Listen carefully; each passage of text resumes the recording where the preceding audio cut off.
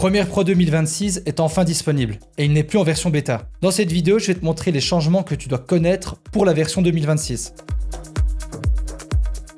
Premiere Pro ne s'appelle plus Premiere Pro mais juste Premiere. Tu fais ce que tu veux de cette info.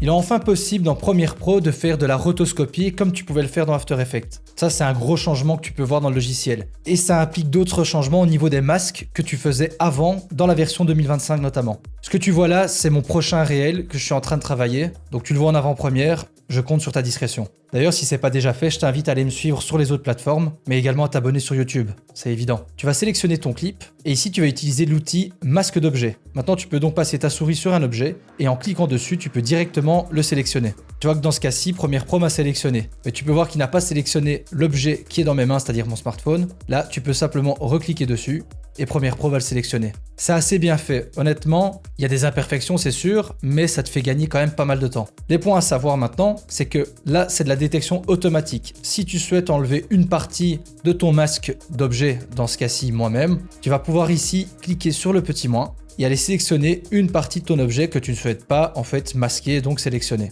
Tu vois qu'en faisant ça, il a désélectionné mon visage et si je souhaite le resélectionner, je peux appuyer sur le plus et là, remasquer cette partie-là. Tu peux également sélectionner un outil lasso pour sélectionner ou bien désélectionner les objets. Donc ça, à toi de voir en fonction de tes plans ce qui est le plus facile. Et tu peux également changer la couleur de la zone de recouvrement pour mieux voir ton objet, donc ton masque. Par exemple, en vert ou bien en bleu, etc. Ça, c'est à toi de voir. Une fois que ton objet est sélectionné, tu vas voir qu'il se retrouve ici dans les masques non attribués. Ça ne change pas vraiment de ce que tu avais dans l'ancienne version du logiciel. Ça veut dire que tu peux effectuer un suivi de ton masque, un contour progressif, jouer sur l'opacité, l'expansion ou bien inverser ton masque. Donc là, pas de réel changement. Maintenant, ce qui est intéressant dans la version 2026, c'est que tu peux faire ton masque et ne pas l'attribuer tout de suite.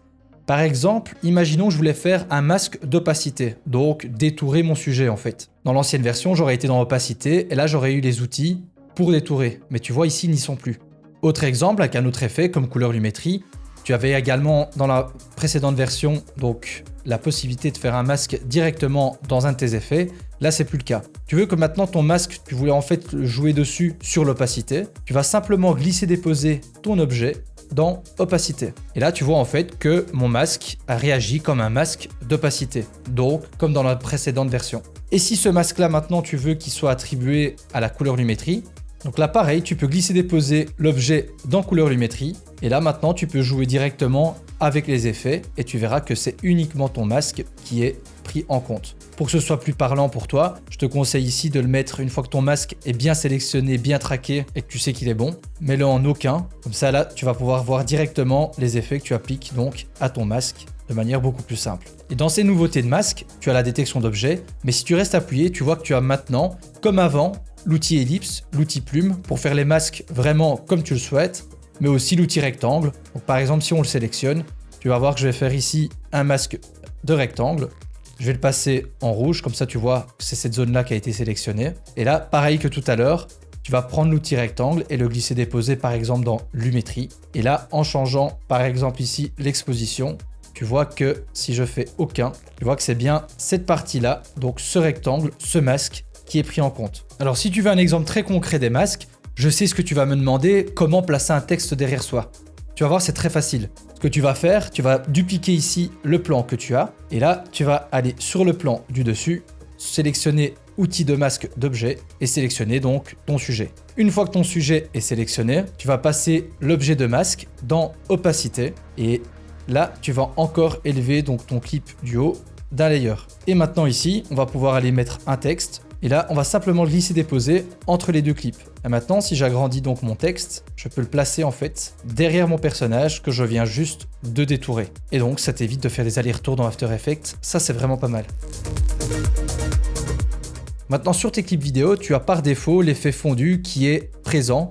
Tu vois que c'est au niveau de ce petit rectangle-ci. Si tu cliques dessus et que tu tires, tu vois qu'il y a un fondu donc qui a été créé et donc tu ne dois pas aller à chaque fois dans ton panneau effet aller le rechercher. Mais si tu souhaites avoir un autre effet de base que l'effet fondu, tu peux bien évidemment aussi le changer. Là, tu vas aller dans tes effets, tu vas prendre un effet au hasard, celui que tu souhaites, et tu fais un clic droit. Et là, tu cliques sur définir la sélection comme transition par défaut. En faisant ça, tu vois que si je tire le rectangle, maintenant ce n'est plus un fondu, mais c'est cette transition de 3D Roll que j'ai sélectionnée. Donc tu peux mettre par défaut les effets que tu utilises le plus souvent. Le panneau effet a été aussi retravaillé. Par exemple, si tu avais suivi l'une de mes vidéos où je t'ai parlé du plugin directement intégré dans Premiere Pro qui est Film Impact, les effets en fait de Film Impact sont maintenant directement présents dans le panneau effet. Donc tu ne dois plus obligatoirement ouvrir la fenêtre Film Impact. Par exemple, le bokeh blur que tu vois ici, si je l'applique sur mon plan, tu vois qu'il y a bien dans les options d'effets, mais je peux, si je le souhaite, aller le rechercher directement pour plusieurs raisons, c'est à toi de voir. L'effet directement ici dans le panneau effet. Si je le prends, je le glisse dépose, tu vois que c'est exactement le même effet que tu as dans Film Impact, donc c'est l'effet Film Impact.